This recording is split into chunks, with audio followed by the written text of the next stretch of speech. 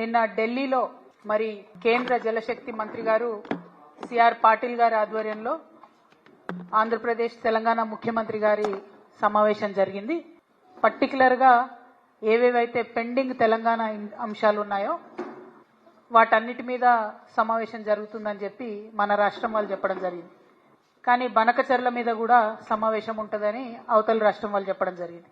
ఆ టైంలో మన సీఎంఓ నుంచి మన తెలంగాణ ముఖ్యమంత్రి రేవంత్ రెడ్డి గారి ఆఫీస్ నుండి బాగా మేకపోతు గాంభీర్యాన్ని ప్రదర్శిస్తూ బనకచెర్ల ఇష్యూ చర్చకు వస్తే మేము పోమని చెప్పి లీక్లు ఇవ్వడం జరిగింది ముందు రోజు. కానీ తీరా తెల్లారి చూస్తే ఏమైందో ఏమో మరి చాలా సంబరంగా ఉత్తమ్ కుమార్ రెడ్డి గారు రేవంత్ రెడ్డి గారు ఇద్దరు కూడా పోయి మరి చంద్రబాబు నాయుడు గారిని ఎదుర్కొని సన్మానం చేసి ఆ ఫోటోలు వీడియోలు చూస్తుంటే అయితే పండగ వాతావరణం కనబడ్డది. మరి అన్ని చేసి కూర్చున్నారు.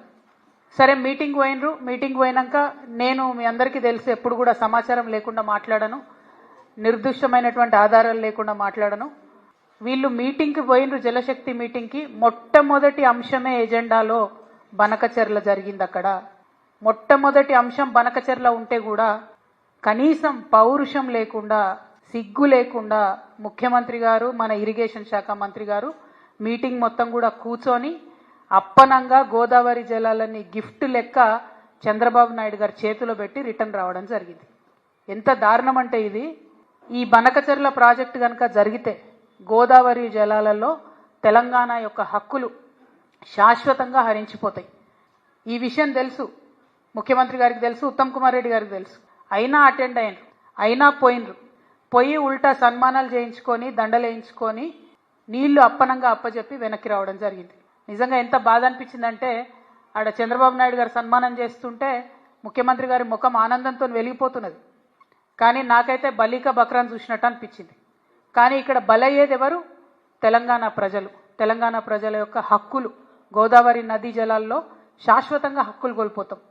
ఇది వాస్తవం, ఇది జరిగింది అక్కడ.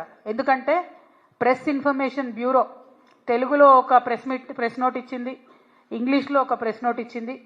మరి వాళ్ళు పర్టికులర్గా చెప్పడం జరిగింది, ఎజెండాలో బనకచెర్ల ఇష్యూ చర్చించినాం, పవర్ పాయింట్ ప్రజెంటేషన్ కూడా ఇచ్చినాం అన్నటువంటి అంశం ప్రెస్ ఇన్ఫర్మేషన్ బ్యూరో చెప్పడం జరిగింది. బయటకు వచ్చి ప్రెస్ మీట్ పెట్టి దారుణంగా మన ముఖ్యమంత్రి గారు బుకాయిస్తున్నాడు, ఆయన బొంకుతున్నాడు.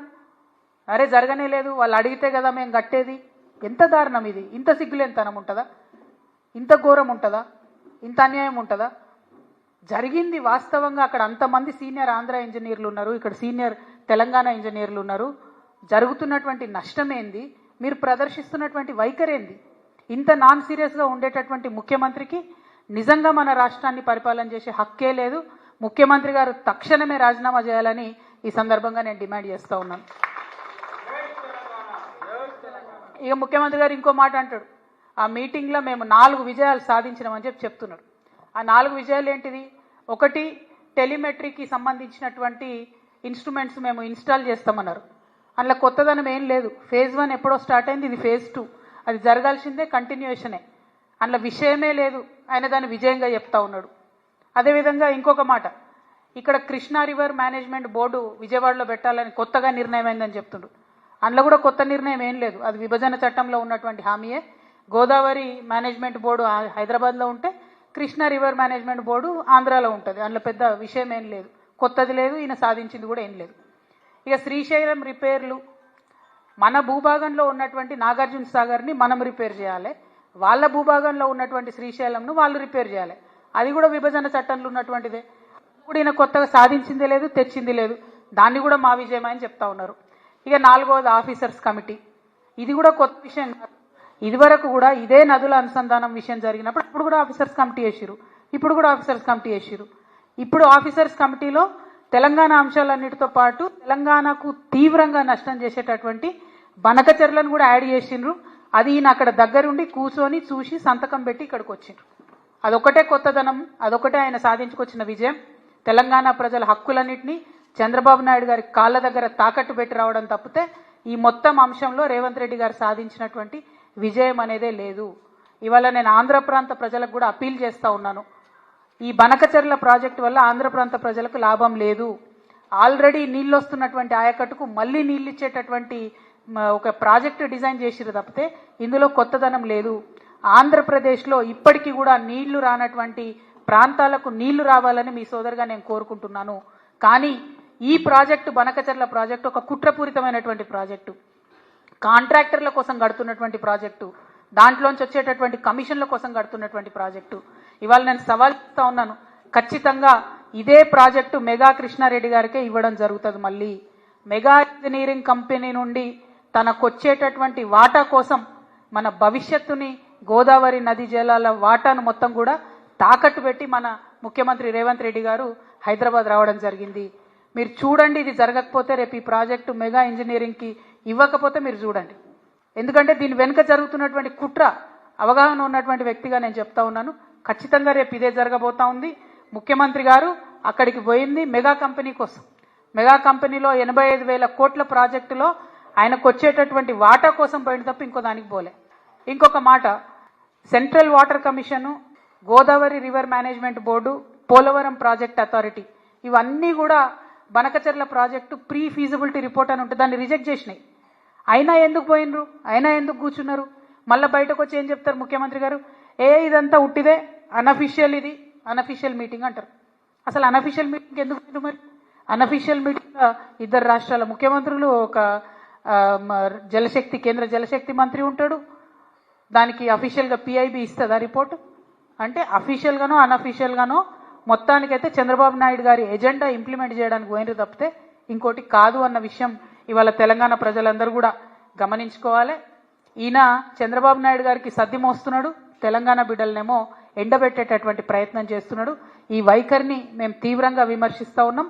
మేము తెలంగాణ జాగృతి నుండి మీ అందరికీ తెలుసు, ఇదివరకు ఉమ్మడి ఆంధ్ర రాష్ట్రంలో ఉన్నప్పుడు కూడా పోలవరం ప్రాజెక్టు మీద న్యాయ పోరాటం చేసినాం. ఇవాళ మేము చూస్తున్నాం, కాంగ్రెస్ పార్టీ తెలంగాణను ఫెయిల్ చేస్తున్నది, భారతీయ జనతా పార్టీ అయితే మాటనే మాట్లాడతలేదు. అందుకనే మాలాంటి సంస్థలు ఇప్పుడు ముందుకు రావాల్సినటువంటి అవసరం ఉన్నది. తెలంగాణ జాగృతి నుండి న్యాయ పోరాటం చేస్తాం, తప్పకుండా బనకచర్ల ప్రాజెక్టును ఆపి తీరుతామని కూడా ఈ సందర్భంగా మేము తెలియజేస్తా ఉన్నాము. మరి తెలంగాణకు అన్యాయం జరుగుతుంటే మేకపోతు గాంభీర్యం ప్రదర్శించి ప్రజల్ని మోసం చేస్తున్నటువంటి ముఖ్యమంత్రి గారు ఖచ్చితంగా నేను రిజైన్ చేయాలని చెప్పి కోరుతా ఉన్నాను. అదేవిధంగా నేను ఇంకొక డిమాండ్ కూడా చేస్తున్నా. 21వ తారీఖు నుంచి పార్లమెంటు ప్రారంభమవుతా ఉన్నది. ఈ పార్లమెంటు సమావేశాలలో ఖచ్చితంగా అఖిల పక్షాన్ని తీసుకొని ముఖ్యమంత్రి గారు ఢిల్లీకి పోవాలి. ఒకటి బీసీ బిల్లు విషయం, 2 బనకచర్ల విషయం, 2 కూడా సాధించుకొని రావాలని చెప్పి ముఖ్యమంత్రి గారిని నేను డిమాండ్ చేస్తా ఉన్నాను.